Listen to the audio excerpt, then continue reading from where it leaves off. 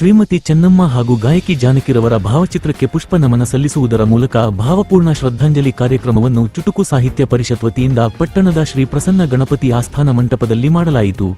ಕಾರ್ಯಕ್ರಮದಲ್ಲಿ ಚುಟುಕು ಸಾಹಿತ್ಯ ಪರಿಷತ್ ಜಿಲ್ಲಾಧ್ಯಕ್ಷ ಬಾನಂ ಲೋಕೇಶ್, ಹಾಸನ ಜಿಲ್ಲಾ ಕನ್ನಡ ಸಾಹಿತ್ಯ ಪರಿಷತ್ನ ಮಾಜಿ ಗೌರವಾಧ್ಯಕ್ಷರಾದ ರವಿ ನಾಕಲುಗೋಡು, ತಾಲೂಕು ಶಂಕರಾಚಾರ್ಯ, ಗೋಕಾಕ್ ಪುಟ್ಟಣ್ಣ, ಆನಂದ್ ಕಾಳನಳ್ಳಿ, ಸಾಹಿತಿ ಜಯಂತಿ, ತುಮಕೂರು ಲೀಲಾವತಿ, ಪ್ರೇಮಮ್ಮ, ಕಲಾವಿದರಾದ ಮಹದೇವ್ ಸಿ, ಸೋಮಶೇಖರ್, ಸಮಾಜ ಸೇವಕರಾದ ಎಸ್ಎಂಆರ್ ರಮೇಶ್ ಕುಮಾರ್, ಮನೋಹರ್, ರೇವಣ್ಣ ಸೇರಿದಂತೆ ಹಲವರು ಹಾಜರಿದ್ದರು.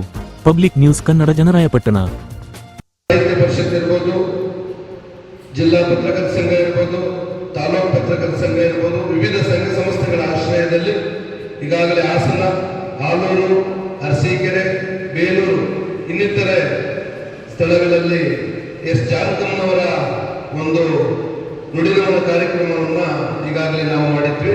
ಇವತ್ತು ಇದ್ದಕ್ಕಿದ್ದಂತೆ ಚನ್ನಪಟ್ಟಣದಲ್ಲಿ ನಿನ್ನೆ ಮಧ್ಯಾಹ್ನ ಫಿಕ್ಸ್ ಆಯಿತು.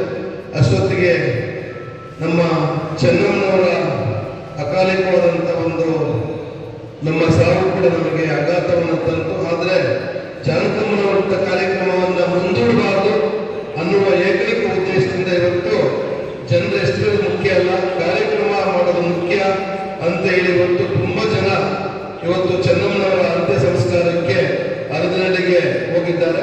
ನಾನು ಕೂಡ ಅಲ್ಲಿ ಪಾಲ್ಗೊಂಡು ಇದೀಗ ತಾನೇ ಬಂದೆ. ಚನ್ನಪಟ್ಟಣದ ಸುಮಾರು ಜನ ಪರಿಚಯದ ಇವತ್ತು ಕಾರ್ಯಕ್ರಮದಲ್ಲಿ ನಾನು ನೋಡಿದ್ವಿ. ಎಷ್ಟು ಜನ ಇದ್ದಾರೆ ಮುಖ್ಯ ಅಲ್ಲ, ನಾವು ಎಂತ ಮೇಲ್ವ್ಯಕ್ತಿತ್ವದ ಜನರಿಗೆ, ಈ ದೇಶಕ್ಕಾಗಿ, ನಾಡಿಗಾಗಿ ದುಡಿದವರಿಗೆ ನಾವು ಸ್ಮರಣೆಯನ್ನು ಮಾಡೋದು ಅತಿ ಮುಖ್ಯ. ಹಾಗಾಗಿ ಜಾನಕಮ್ಮನವರು ನಮ್ಮನ್ನು ಅಗಲಿ ಇವತ್ತಿಗೆ ಸುಮಾರು 9 ದಿನ ಆಗಿದೆ. ಚೆನ್ನಮ್ಮನವರು ನಮ್ಮನ್ನು ಅಗಲಿ ಇವತ್ತಿಗೆ 2 ದಿನ ಆಗಿದೆ. ಈಗಾಗಲೇ ಜಾನಕಮ್ಮನವರು ದಕ್ಷಿಣ ಭಾರತದ ನಮ್ಮ ಕೋಗಿಲೆ ಅಂತಲೇ ಕೂಡ ನಾವೆಲ್ಲರೂ ಕೂಡ ಭಾವಿಸಿದ್ದೇವೆ. ಸುಮಾರು 48,000 ಹಾಡುಗಳನ್ನು ಹಾಡುವ ಮೂಲಕ ಕನ್ನಡ ನಾಡಿಗೆ ಕೊಟ್ಟಂತ ಕೊಡುಗೆ ಅವಿಸ್ಮರಣೀಯ. ಅವರನ್ನು ನಾವು ಪ್ರತಿನಿತ್ಯ ಸ್ಮರಿಸಬೇಕಾಗಿದೆ. ನಾವು ಚಿಕ್ಕವರಿದ್ದರಿಂದಲೂ ಕೂಡ ಅವರ ಹಾಡುಗಳನ್ನ ರೇಡಿಯೋ ಮೂಲಕ ಕೇಳ್ತಾ ಇದ್ವಿ. ಅದಾದ ಮೇಲೆ ನಾವು ಟಿವಿನಲ್ಲಿ ನೋಡ್ತಾ ಬಂದ್ವಿ.